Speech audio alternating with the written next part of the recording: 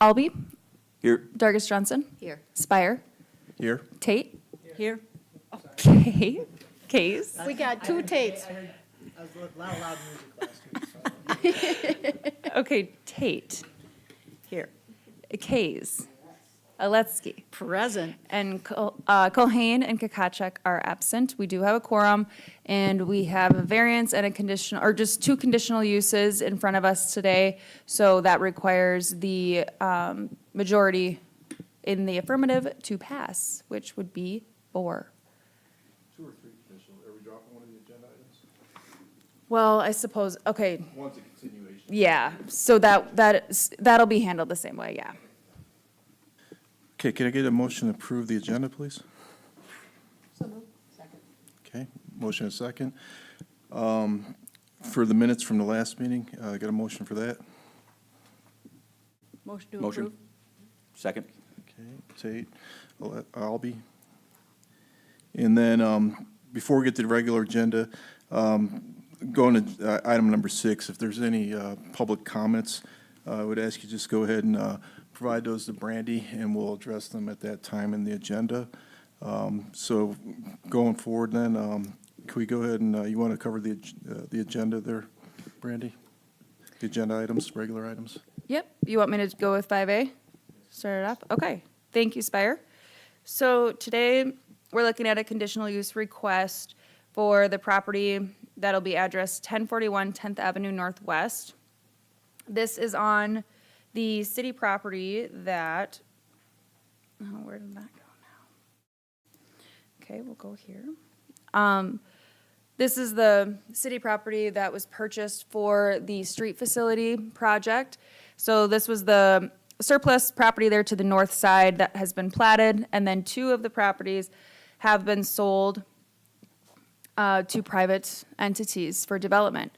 So we had received interest in lots that were around that 1.5 acres. So with what was remaining, we are working on a replat to, as you can see how this is laid out here, to create 3 lots of what is remaining, which is about 6 acres. So what this conditional use request is for is the lot that is highlighted there, which upon platting will be Lot 2. And the conditional use of a commercial kennel is what is being requested. That will be like a dog boarding kind of business. And obviously, commercial kennel is what we have in our ordinance that applies for that. Otherwise, the lot will obviously meet the minimum lot size requirements. I think with that, I'll stand by for any questions.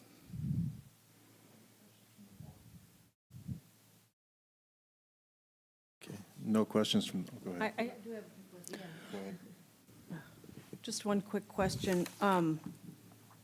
Is there going to be any, I noticed that there isn't anything listed as screening or buffering. Is there's nothing going to be between, visual blocks? I'm thinking about dogs being outside. Fence, you mean, like in the runs? Yeah, just visually, are they going to be, you know what I mean? So on the site plan that they provided, they do, and in their application as well, they will have the dog areas fenced, or the dog run areas fenced. So to the north there, where you see this blue, that will be the fencing. But that is something for the board to contemplate as far as screening, though. Is it a vegetative buffer? Is it a shade? Is it a certain type of fence? So that is what the board is able to contemplate as a condition to this request.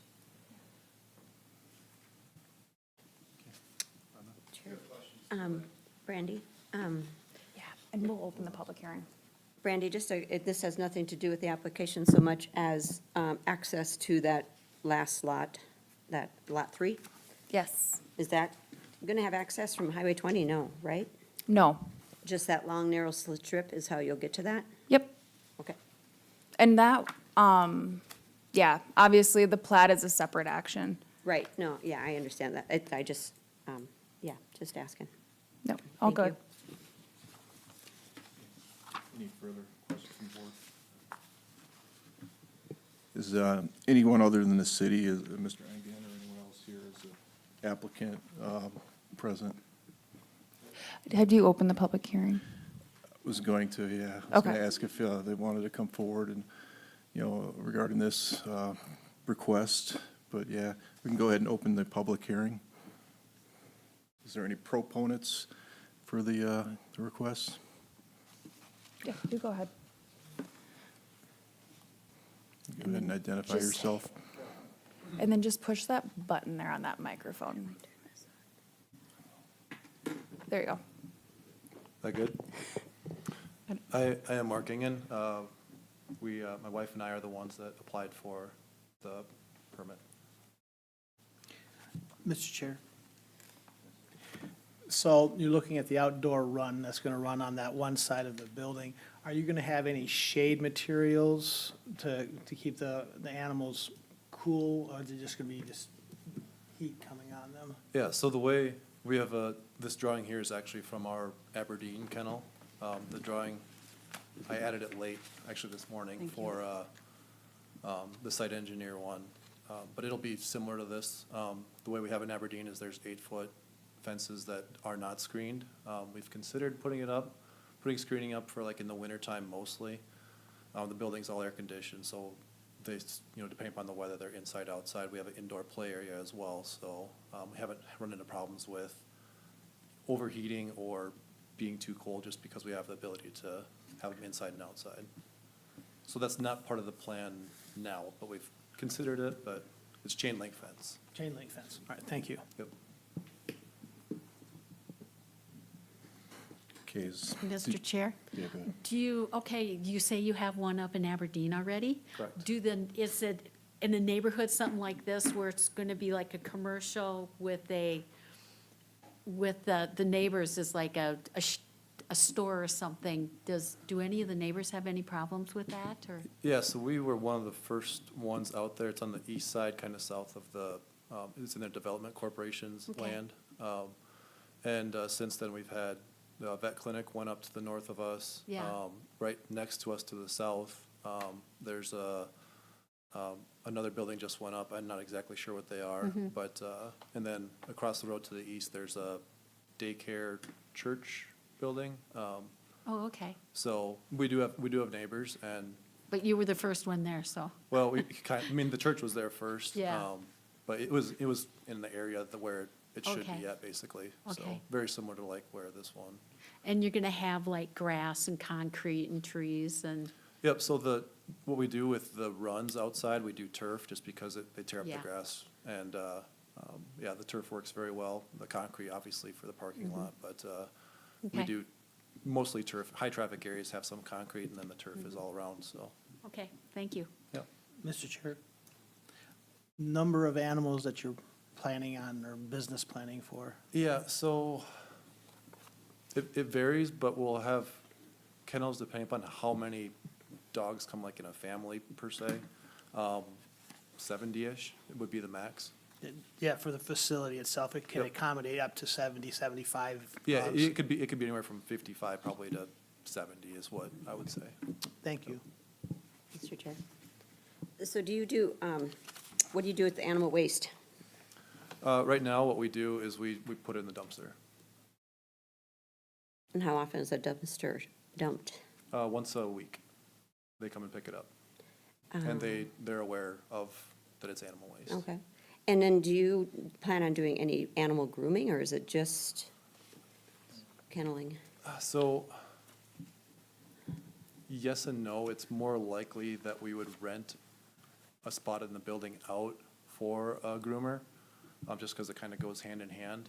In Aberdeen and in Brookings, we've hired our own groomer. They kind of come and go.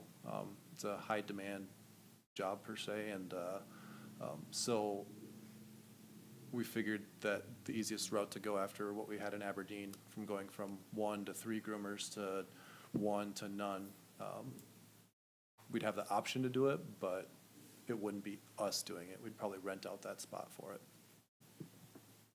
So with that, Brandy, would there be enough parking allowed if there were two businesses run out of that?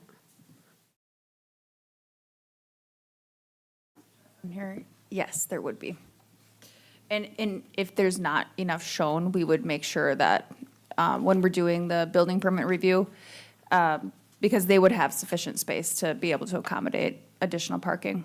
But, and what they're showing today, it is meeting the requirements.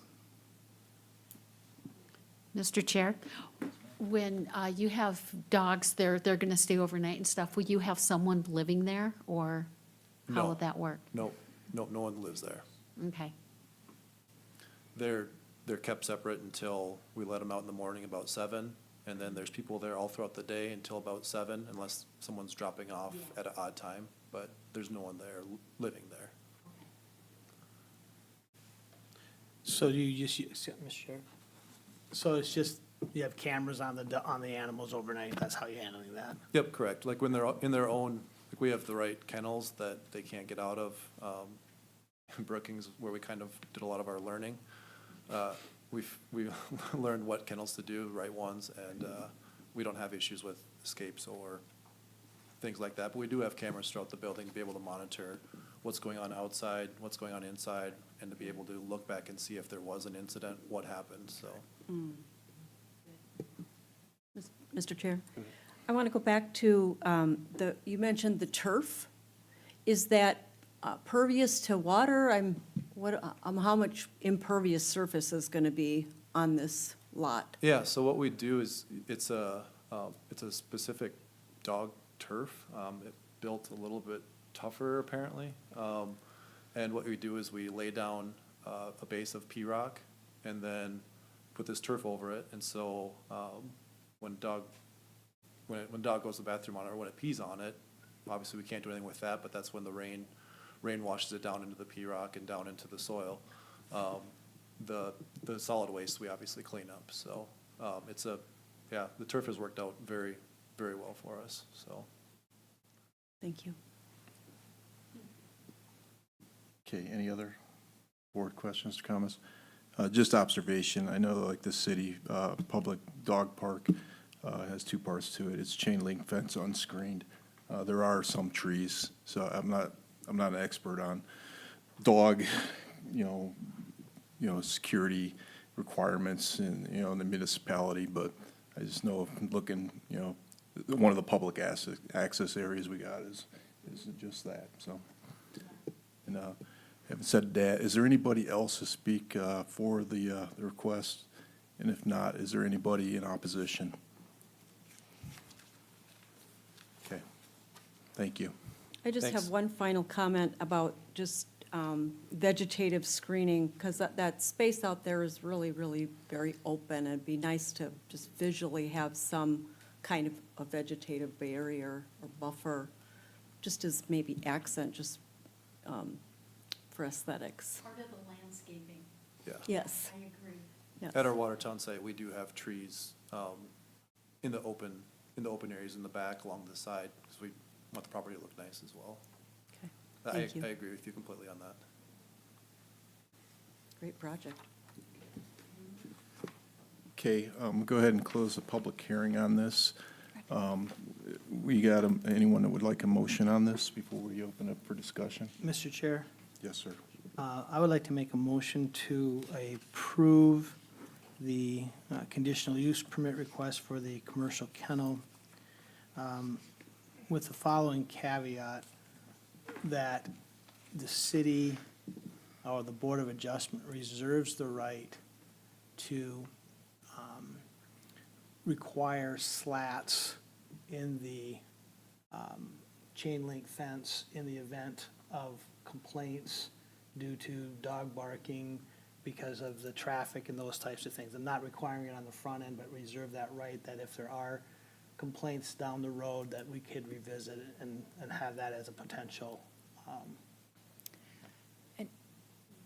Could I add to, there is the noise ordinance as well. So, that's going to be a business decision as well, that if they're getting calls a lot about dogs barking and making a disturbance, that will probably be something that will be determined if that dog can go outside or not. Right, and I'm just saying that it gives us the opportunity, if we don't take it at this point in time, and as a subsequent owner, maybe you run a great show, I buy it and the dogs go crazy. And then there's no way to come back and redo that. And so I'm just looking at it from the perspective that sometimes dogs see things, if dogs don't see things, they don't bark as much, just my experience. So I don't want to put that on the front end for you, but just to let you know that if it's something that we maybe would need to negotiate down the road if there was ever a series of complaints. I don't see that happening, but it's an insurance policy. Does that go into the cities where they require trees on so many square feet or anything like that? So the city requires 1 tree per 50 linear feet Yeah. on the private properties. So, and that can be placed at their leisure. Obviously, people usually put them on the perimeter. And then just for context too, I did reach out to the police department because we have one other commercial kennel in town that we spoke on, or that we approved a couple years back. And there have not been noise complaints. The only incidents have been just like dogs attacking other dogs. And so, but no like ordinance concerns. Motion, do we have a second? Second. Okay, having a motion and a second, any discussion on the motion? Mr. Chair, Yes, sir. I second what Todd had said about the ability to do something with the screening and the fence, because we don't know exactly what business is going to go maybe next door. I think of like a restaurant or something going next door that might have a patio, and if there's noise complaints or whatever it may be. So I would agree, I'd just say, because we're not defining what the triggers would be for, enacting that, the city reserves the right to require screening is quite simply, if they say there needs to be screening, there's going to be screening. We just leave it at that. Okay, Thank you. all right. Having a motion and a second, can we go ahead and take a roll call vote? Yes, Aletsky, Yes. Kays, Yes. Tate, Yes? Spire, Yes? Dargis Johnson, Yes. Albee, Yes. Dolly. Yes. That one passes. Congratulations. Let's go ahead and define property. Okay, thank you, Spire. So this is a conditional use for the property at 103 8th Avenue Southeast. So here we have Highway 212 and then Broadway. So there's an existing single-family dwelling at this location, and this property actually went through, Planning Commission initiated a rezone in 2008 to rezone this entire block and some others there to be R2A because they are single-family residences. And at the time, and I don't know if it was the same property owner or not, but they omitted against the rezone just because of potential commercial opportunities for their property and within their proximity to Highway 212. From a zoning perspective, I don't think that's a wrong move. But now this property is for sale, and during closing, it's legal non-conforming, and that doesn't always work for all the underwriters. So there's a conditional use option in the C3 Highway Commercial District for existing single-family dwellings that this basically is securing that use if something were to happen to the home, that it were destroyed, that then they could rebuild as a single-family home. So that is what is being requested. And then, specifically to allow rebuilding and remodeling of a pre-existing R1 single-family residential district. The other thing about this lot is it's actually a legal non-conforming C3 lot. So in the event that they wanted to redevelop it as a commercial business or a commercial lot, they would have to meet the setback requirements, because the lot is about 10,000 square feet. 9,375 square feet, and in the C3 district, it requires 20,000 square feet. So, obviously, in this area as well, there are a lot of smaller legal non-conforming lots. So, those are just things to consider. We did put I guess, an option in there as far as if the board, I believe all of these lots along 8th Avenue here that are still C3, and I'll get Carla's confirmation, are single-family residences still. So that would be something that if we wanted to look at initiating a rezone to make them R2A. And then Carla had spoke with the realtors before this meeting where that might be of concern, but we can ask them questions on that during the public hearing.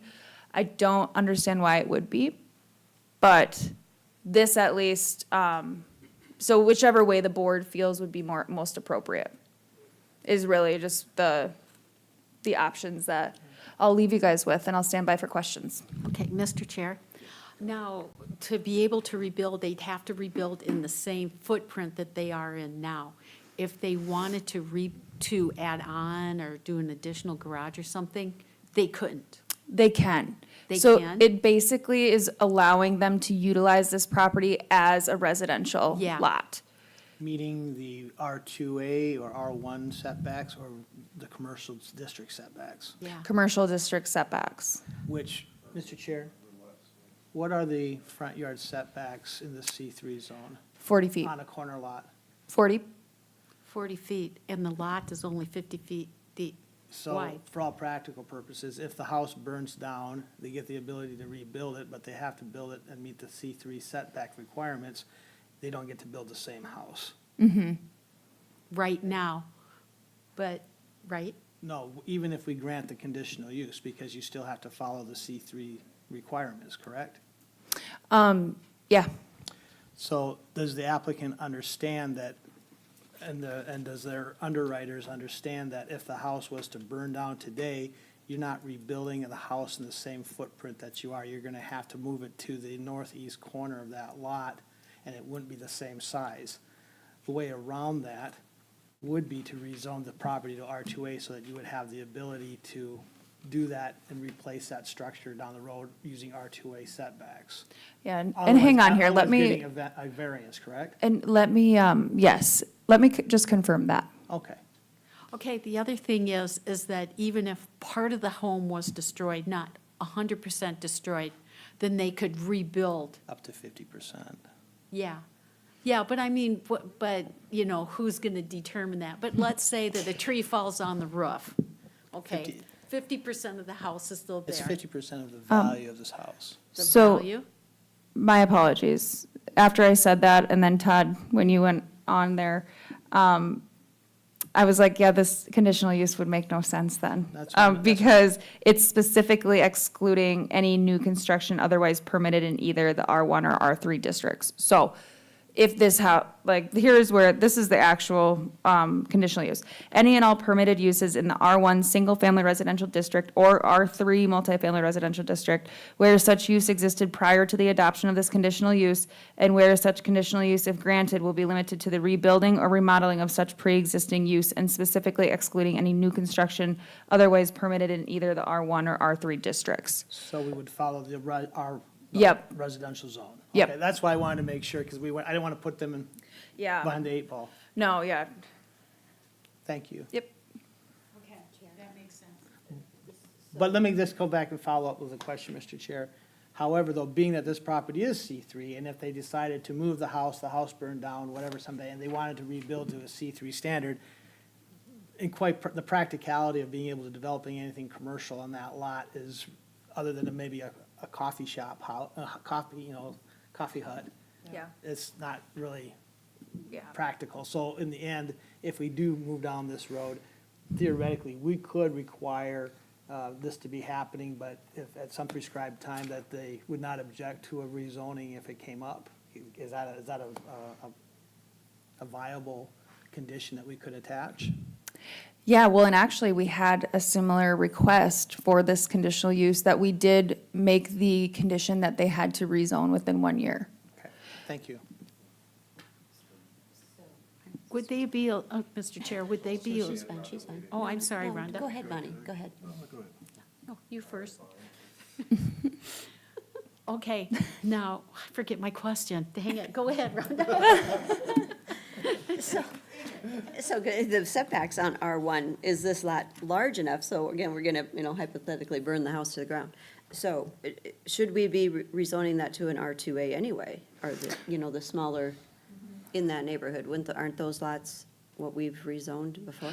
Yes, so they actually, it does meet, it meets an R1, single It does, family. okay. Yep, because it's over 9,000 square feet, so that's the minimum. And the thing about the R2A district is only the planning commission can initiate a property be rezoned to that. Right, and that's where I'm going with it. It's these lots along there, should we all be changed to the R2 instead of R1s, if we do decide to do that? I think that's something that we could talk about as a planning commission, probably, right?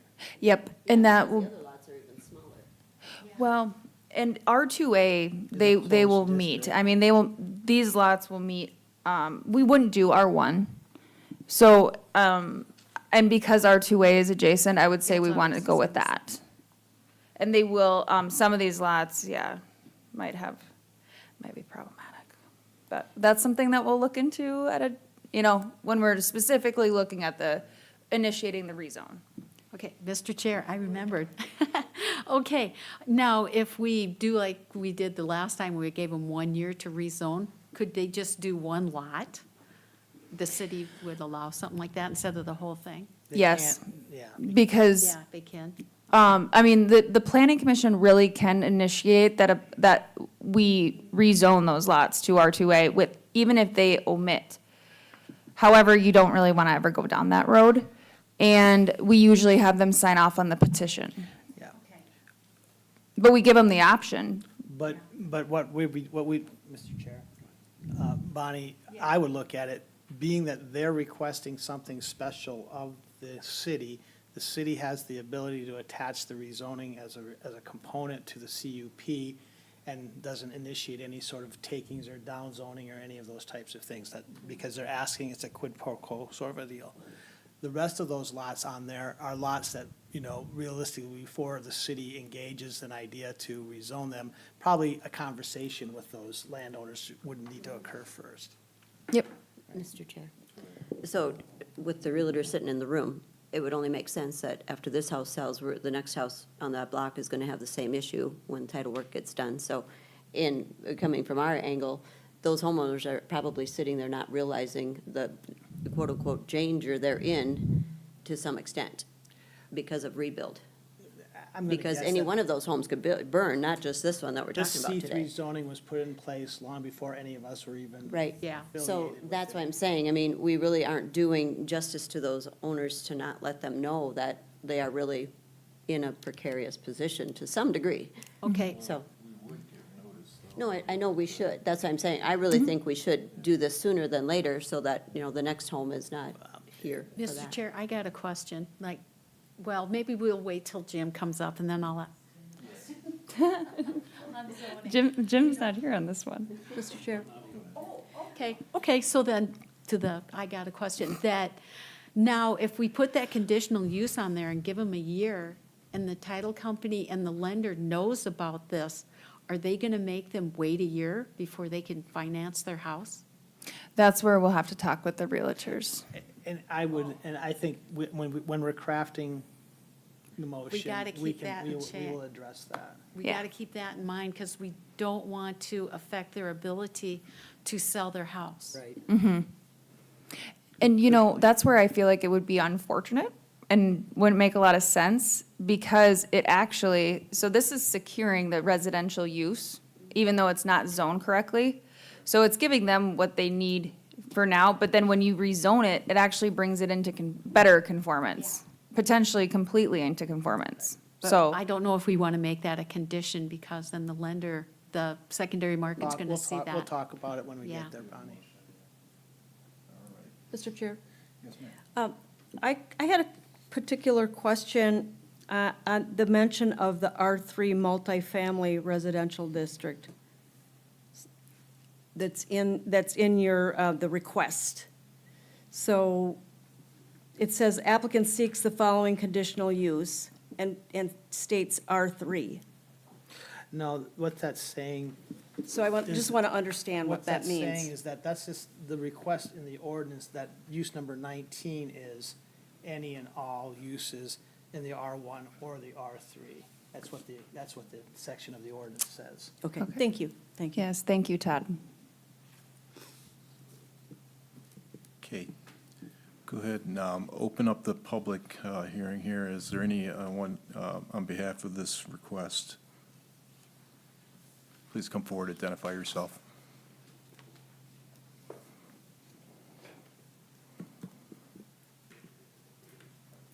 Did I hit the button again? Yep. Check 1, 2. Okay. I used to be a DJ back in the day. I am Joel Snyder. This is Anna Ammon. We're with Diamond Realty. So I'm the designated broker, owner of Diamond Realty. She's the agent representing the buyer. And I'm the agent. Our office also represents the seller. So I guess first, do you have questions for me before I ramble on? We may very well, probably Okay. the best that we I'll hear from ramble, you then let first. you Go come ahead up and with the You questions. got Okay. 3 minutes. Okay, ready you go. So we did discuss with the lender involved in this transaction, and yes, because of the financing, if this conditional use had the caveat or the condition of having to rezone, closing would not happen. Until it got rezoned. Here, I have a thought with that. Why don't we just, at a meeting in the future, make the initiation for this property knowing it and not condition it? I think there's a way of, if you give me a little time, I've got something in my mind that would address both parties' issues, that I think would allow your underwriters to proceed while at the same time granting assurances to the city. Sure, just so we know what the facts are, what is the closing date currently? Today's August 7th, right? August 8th. Okey dokey. No pressure at all. We work good under pressure, so. The planning commission can initiate a rezone though at any time. So if we brought it up as new business or old business when we're at the planning commission, so you're holding yourself accountable. Understand, we can make a motion to attach this as a future agenda item for us, right? Or, well, we can go through the motion for this and then just. Not in the vote or Yeah. adjustment. Yeah, so as the planning commission. Mr. Chair, may I ask the question to Brandy? Brandy, if you took the approach that we don't require the rezoning so that they can close, but they would agree to not, what's the standard language you use when? The waiver of right to protest, Waiver basically. of the right to protest, then that way, them or subsequent landowners, when they buy it, it's gonna get rezoned. Would that cause an issue to your underwriters? They get, from what I have The second noticed, part, I'm sorry. asking him. With financing, it's a very delicate thing because if they see any verbiage in there like that, and quite honestly, it really depends on what person's looking at the file that day. But more times than not, it seems like if there's anything that's out of the ordinary, it will raise a red flag. And I think ultimately, though, this is planning and zoning, and that is financing. We'll talk about it some more after we get that done. Thank you. Okay, are there any other, go ahead, Yeah. Rhonda.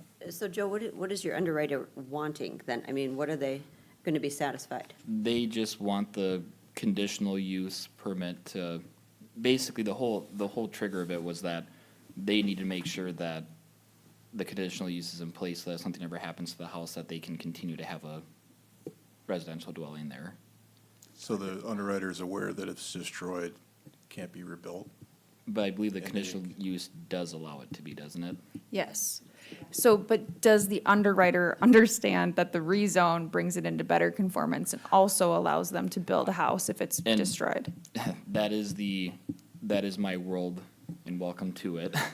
That, I'm just saying, why couldn't, if we get to the point where we say yes, and with this condition that just says, this doesn't apply to you today, it applies when the city comes knocking, subsequent owner is going to agree. And by doing that in a letter by the city to you, could be sent out, and that's it, to answer that question for the underwriter. well, I guess, and I respectfully ask this, why would it just be this property that has to have that now? We don't have the authority to rezone the other 6 properties along that stretch of the road without initiating an action. Right. So, But, Mr., okay, what happens is that what I have noticed, and I'm sure other realtors have noticed too, that now they are getting right down with the legal description, where you have to pay lot whatever, of block whatever, of a replat of whatever, of the city of Watertown, Cottington County, South Dakota, the whole 9 yards. They are getting that picky. And I think that if we put a caveat on there that it has to be rezoned within a year, they're going to walk. and let me say this too. What's wrong with leaving it zone C3? I mean, because this could be an investment opportunity too. And then it is within proximity to Highway 212, Other than you can't build on it potentially. unless I buy the next 2 lots. Right. I'm fine, we're talking about this. If we're, as a board, comfortable issuing it, but putting you as the realtor and to carry that forward to the subsequent buyer, that the city is gonna come knocking potentially to rezone that. And that means you need to disclose that to the subsequent buyer, that might happen. And we're hopefully gonna expect that everybody's gonna wanna comply with what the city wants to do there if we go down that road. Because we're just making it better for the end buyer. And, no, and I completely understand that, and if you knew us at all, we disclose everything above. I wasn't trying to. No, I confuse know, you. Come on, Todd. No, no, I know. And yes, and it's one of those things that it's the art of dealing with every person involved with the deal and trying to just help Sure. get this buyer what they, yeah. So Joe, one other question here for me. Is it being brought forward as a commercial loan, or is it going to go forward as a residential? It'll be a residential loan. Okay, so now, Mr. Chair. Question. So are we, I mean, I'm a banker now, and I just gave you a loan on a home that it burns down in 6 months, and you can't get insurance money because you can't rebuild the house. It can though. That's what we're giving them the authority to do. But that's what we're securing with this conditional use. So the conditional use is really it's the other alternative to rezoning. It's just so we can bring it in better conformity if we just match the language. Yep. Because there are some scenarios where the zone that it currently is makes more sense. Then, so you're allowing somebody to utilize what is there, but then if it were to go away, then they have options. This would be the interim use. But it's, Mr. Chip, Go ahead. so, the next house, next door burns to the ground. What are we gonna do for that homeowner? Yeah, they're Okay, SOL. so I think we're bending rules that we are not at liberty to burn, to. we're not bending anything. Well, We're not bending anything. There is a codicil within the code that allows an individual who has their property inadvertently zone C3. They probably should have never been zone C3, 3 blocks off of the, 2.5 blocks off of the highway, right? And so, but it's been that way forever. We went through some processes 20 years ago and rezoned a lot of properties that was formerly C3, and we've even asked people to do that in the past. So in my opinion, they're asking what is allowed to be asked for. And our only thing is that we have to figure out on the back end what's the best long-range zone for that piece of property, and maybe it's not germane to the request at this time. And so, now I kind of lost my train of thought there too, Bonnie. Happened to me. Gosh, no, I completely lost it. Okay, so, Mr. Oh, here we go. So I think it really would be on the financing component, you know, but for zoning wise, so if they have a legal lot of record, you know, they do have a building right. So, but yes, they have to meet the setbacks. And so then that would constitute them having to come forward for a variance, most likely. And their hardship would be that they have two platted lots that are zoned that are small. So, you know, there's options for people where if there is a tragedy like that would happen, there would be options. Well, being the proud owner of a misaligned commercial business in an R2 zone area, I know very well, I mean, my signages are locked into grandfather. You know, they're C3, they could throw up some commercial signage, I suppose, if they wanted, which you couldn't do in a residential area. So there's a lot of, you know, it doesn't match, but it is what it is today. It's a home there. That's, you know, so, And we want to protect, I mean, I think if we had any idea, I mean, the reason you zone something is prescriptive, right? And at some point in time, our forefathers chose to zone that half stretch of block commercial, thinking that, hey, someday there'll be a Jiffy Lube or something there, I don't know. Right, but the point is, it doesn't, and the person who owned that lot at that time probably had no clue that that house had been zoned C3 and didn't know that in a roundabout way that they were getting the shaft if they wanted to live there for perpetuity. And so I think it's something we should try to fix, and then we worry about fixing the bigger picture at a later date. yeah, let me ask, is there any, Joe, did you guys have anything further, you know, testimonial-wise or otherwise? No, we do not. Okay, thank you. Is there anybody else here on behalf of this request? Hearing none. Is there anybody opposed to this request? Anybody online?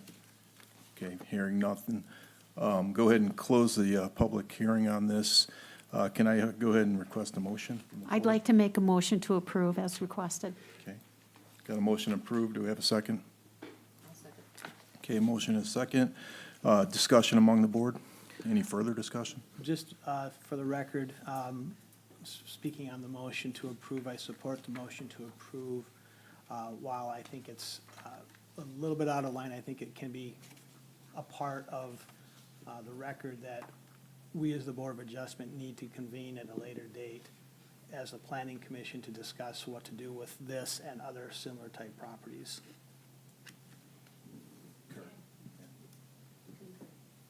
Okay, can I go ahead and get a roll call vote? Brandon? Yes. Dolly. Yes. Albee. Yes. Dargis Johnson. Spire. Yes. Tate. Yes? Kays. Yes. Aletsky. Yes. Passes, congratulations. Let's go ahead to agenda item 3 there. Okay, thank you, Spire.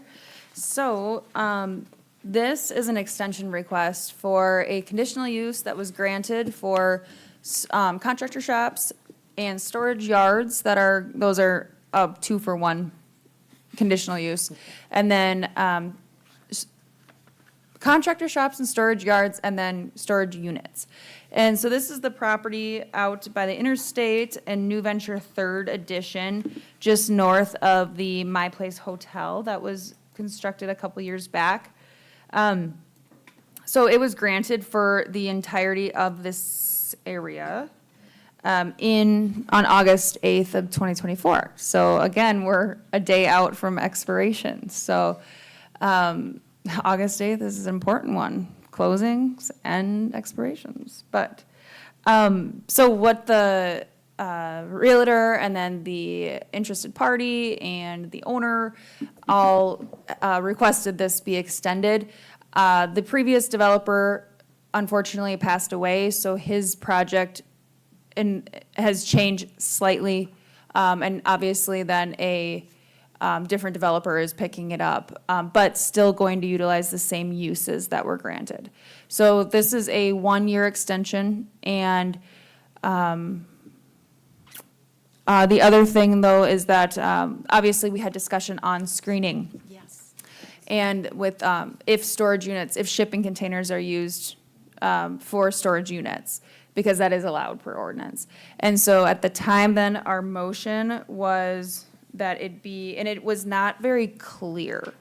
Or actually, okay, here's my recommended motion. Would be with the condition that the interstate or west property line of Lot 3 be screened with 6 to 8 foot evergreens if shipping containers are placed on Lot 3.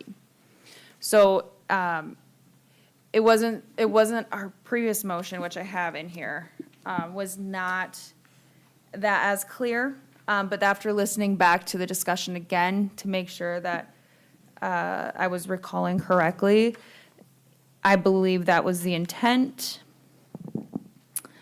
which I'll find, but otherwise, I can stand by for any questions. Mr. Chair, I have one question for Brandy. Brandy, does the ordinance restrict the board from granting an extension of more than 1 year? Yes. Okay. Okay, Mr. Chair. Brandy, I think wasn't this along here that we were saying that they had to use trees on that west border along, no matter what they were going to do? It was going to have to be like a natural tree and not the wild trees that they're right now, but they were Okay. going to plant. Didn't we say something like that then? I don't think we got that specific. I think, and as far as the height, it was mentioned about the 6 to 8 feet. And again, though, I mean, I don't know if you need evergreens. The other thing, with having interstate frontage is you kind of want visibility.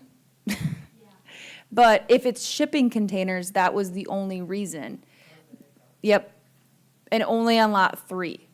Otherwise, I would say that you wouldn't recommend it as a condition, because, Maybe it's not 6 to 8 foot evergreens, if you want to come back, it could be something that other plantings that can affect lilacs or whatever. yeah, yep. Yep, and the only concern there is the shipping containers. We just didn't want to see somebody come in with 14-inch saplings. Yeah.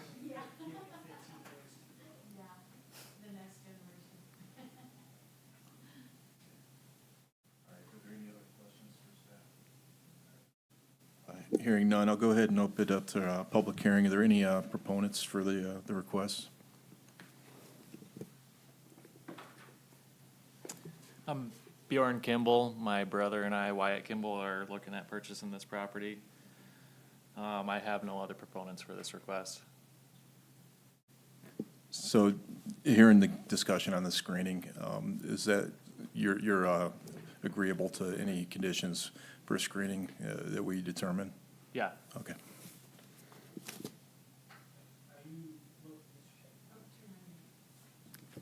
Are you considering the usage of storage containers or actually a building? A building. The storage containers would be very temporary use. It'd be in the starting stages of construction just to store things inside. Yeah. And they would probably go once the contractor shops were constructed. Right. Thank you. You're welcome.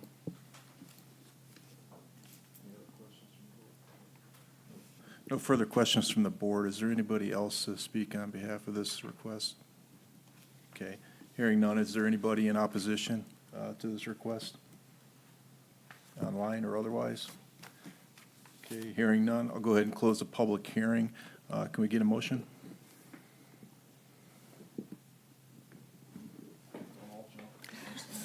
I was going to give everybody an opportunity, but since only.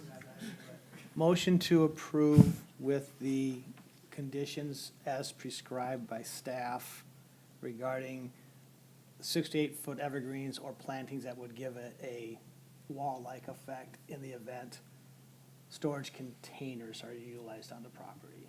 Is that correct? Yeah, do shipping containers. Shipping containers? Sorry. I don't know how, is it defined in the ordinance, shipping containers versus storage containers? It's actually not. But, We know what we're talking about, yes, right? call it whatever you want. Okay, yeah. Okay, Have a And motion. only on lot 3. On lot 3. Yep. It's for all of them. But, yeah, So you don't have to come back for the other lots. yeah, when you want to buy Get all you of taken them. care of in one shot, all right? All right. I got a motion, is there a second? I'll second. Okay, motion is second. Discussion on the motion? No. No further discussion, can we go ahead and get a roll call vote? Yes. Spire, Yes. Dargis Johnson, Yes. Tate, Yes? you're terrible with that, Kays, Yes. Albee, Yes. Aletsky, Yes. Dolly. Yes. All right. Okay, motion passes. Congratulations.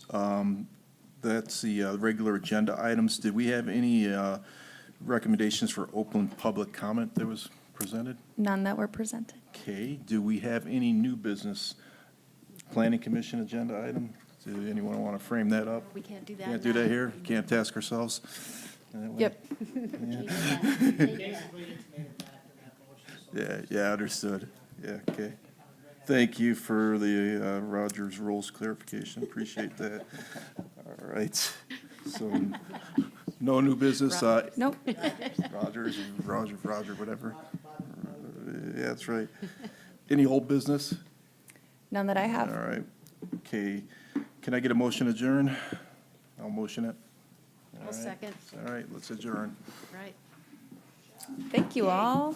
Have a great evening.